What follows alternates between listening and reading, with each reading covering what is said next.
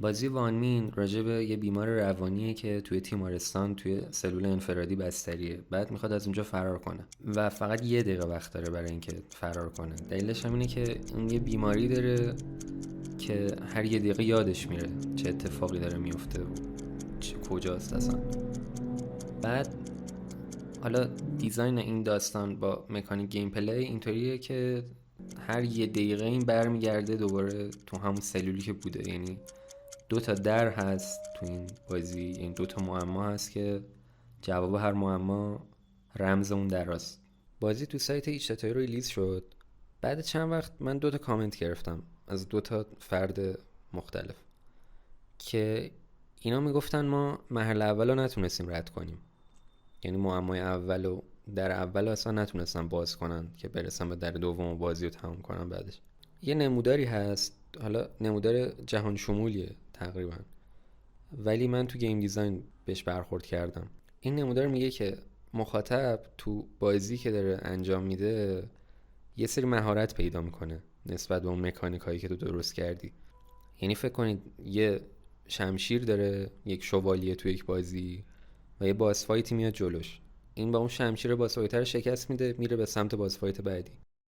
باس فایت بعدی اگه قوی تر باشه این شمشیر ولی همون باشه احتمالا نمیتونه شکستش بده هیچ وقت، و اونجا انگار میره سمت اونجای نمودار که میشه انزایتی به اصطلاح، اون حسی که انگار تو مخاطب ایجاد شده.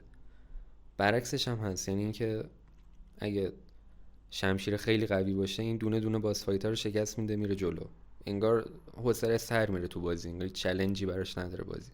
من جوری که از حرفای این 2 نفر فهمیدم اینه که بازی تو اون ساید انزایتی داره دست و پا میزنه، یعنی یک معماییه که حل نمیتونه بکنتش و نمیتونه ردش کنه و من اون وسط نمیتونم مخاطب رو نگه دارم که حوصله‌اش سر نره، از اون برم یه حسی شبیه به حالا اضطراب و استرس نگیره.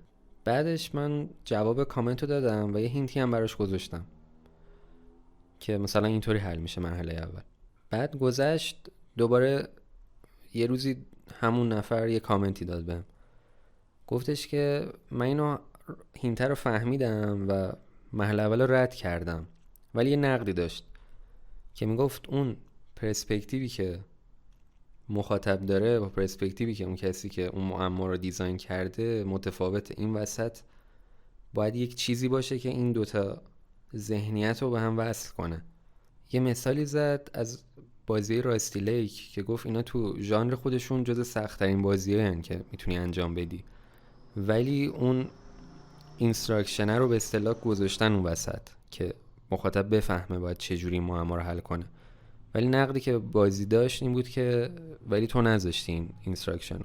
من کامل از این دیدگاه میفهمم، یعنی به اون نمودار رو به این چیزی که گفت کامل فهمیدم که چی داره میگه و منطقی هم بود به نظرم.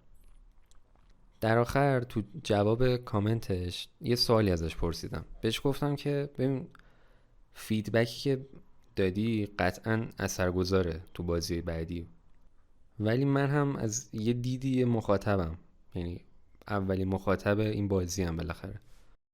شبیه اینه که من یه سنگی رو به یک آدمی نشون دارم میدم، میگم که به نظر من این سنگ قشنگه، ولی اون میگه که نه بعد قشنگ نیست، به نظر من اگه اینجاشو بتراشی قشنگ میشه. ولی این سوالی که برای خودم ایجاد شده بود همین بود که من چقدر باید این سنگ رو بتراشم، یا باید بفهمم که اون مخاطب چی رو داره قشنگ میبینه و شاید من اون طرف سنگ رو نمیبینم وقتی دارم نشونش میدم.